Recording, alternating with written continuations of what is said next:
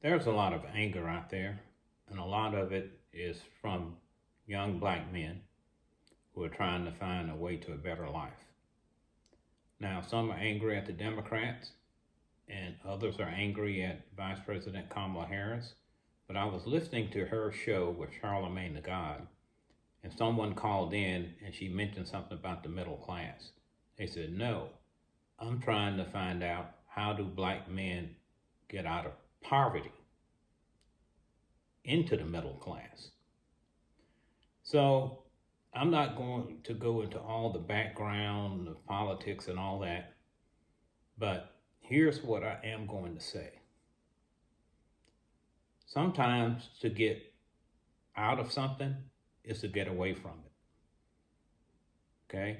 I'm the last of 9 kids raised by my mother and father who had no great education. I think my father went to the 6th grade. And what I watched my older brothers do is that when they became adults, they left. 3 went straight to the military. Sisters did the same. They left. Whether they went to college, nursing school, or got married, they left the situation. The situation wasn't terrible. We had our own home, small house, and over the years, we gained certain amenities such as indoor plumbing, indoor bathroom, electricity, finally a television, and much later on, a telephone. So never assume that you know where someone came from just because of where they're at.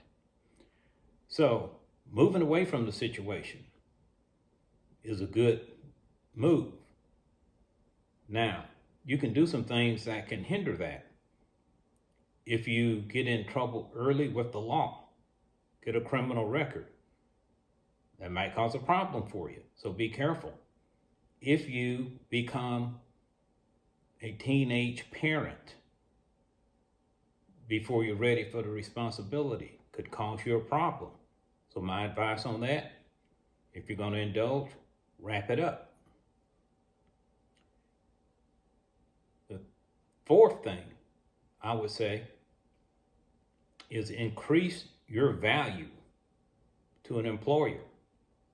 See, a job is nothing more than an agreement to trade your time and skill for money, whether that's on an hourly basis or a salary basis.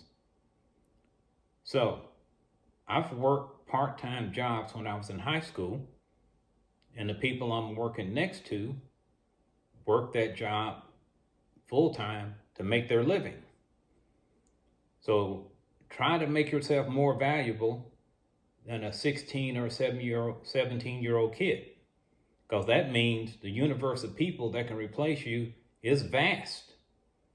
So as you add skills, whether the skills are, okay, I know how to do construction work, or whether it's I know how to work in the oil field, or whether it's I know how to drive a long haul truck.